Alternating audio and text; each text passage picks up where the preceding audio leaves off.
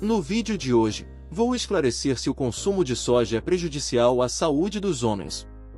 Algumas pessoas afirmam que produtos à base de soja, como o óleo de soja, o leite de soja e o grão de soja contêm hormônios femininos que seriam transferidos para os homens, causando problemas à saúde.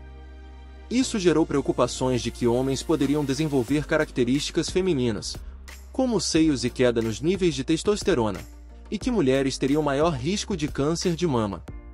A soja é uma planta que lembra o feijão e, como ele, faz parte do grupo das leguminosas, que são grãos produzidos em vagens, assim como a ervilha, a lentilha e o grão de bico. É interessante notar que, embora a soja seja pouco mencionada no dia a dia, ela é a leguminosa mais cultivada no mundo. O Brasil, sozinho, responde por 40% da produção global. Grande parte dessa produção é destinada à alimentação de gado, mas a soja aparece em muitas formas que provavelmente fazem parte da sua rotina. Você provavelmente tem óleo de soja em casa ou já consumiu shoyu, que é feito de soja, trigo, água e sal.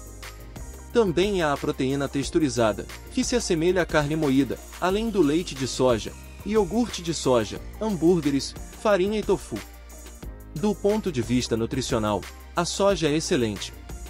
Por exemplo, 100 gramas de grãos de soja crus, que depois de cozidos pesam cerca de 200 gramas, contém 36,5 gramas de proteína.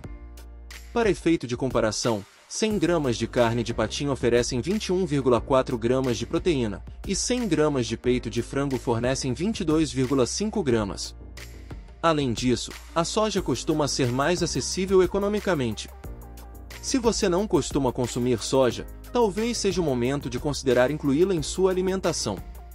Ela também fornece mais da metade da quantidade diária recomendada de potássio, cerca de 30% do valor necessário de cálcio, e é rica em ferro, zinco e vitaminas do complexo B.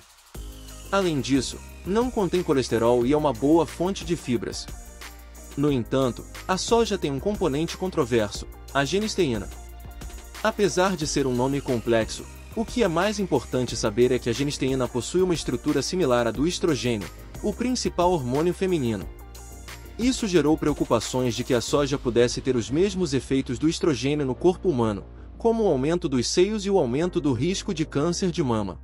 A genisteína realmente compartilha uma estrutura semelhante com o estrogênio, o que levou à sua classificação como fitoestrogênio, ou seja, um hormônio de origem vegetal.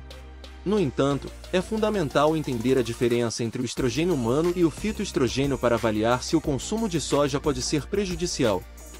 O estrogênio é um hormônio sexual fundamental para as mulheres, mas também está presente em pequenas quantidades nos homens.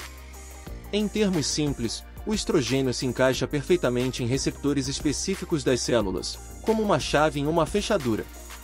É essa ligação que ativa várias funções no corpo, como a regulação do ciclo menstrual, o desenvolvimento dos órgãos reprodutivos, o crescimento dos seios e do quadril, e a distribuição de gordura corporal. Se o estrogênio exerce essas funções, os fitoestrogênios fariam o mesmo, certo?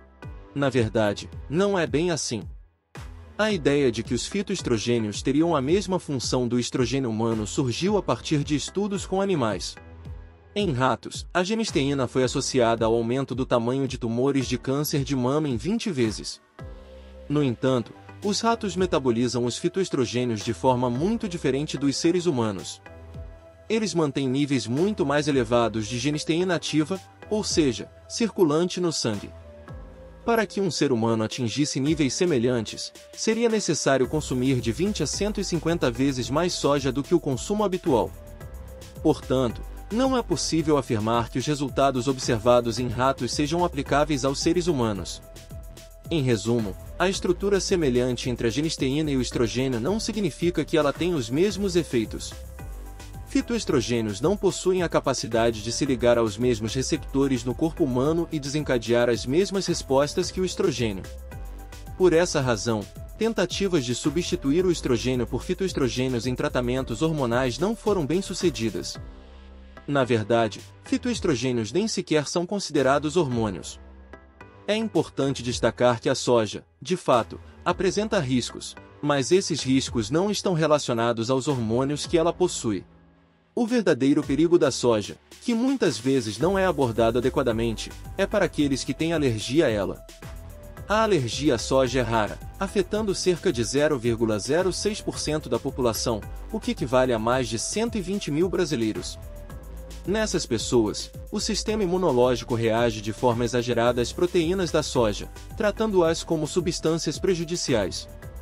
Isso pode causar sintomas graves, como coceira, inchaço, dificuldade para respirar, vômitos e até choque anafilático, que pode ser fatal sem atendimento médico imediato.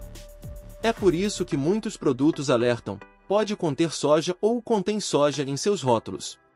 Se você não tem alergia à soja, pode consumi-la com tranquilidade. A soja é um alimento saudável e seguro para todos que não são alérgicos. Se ela tivesse realmente um efeito hormonal significativo, não faria sentido consumir carne, já que a soja é a base da alimentação do gado. Também não faria sentido consumir leite, que também contém fitoestrogênios.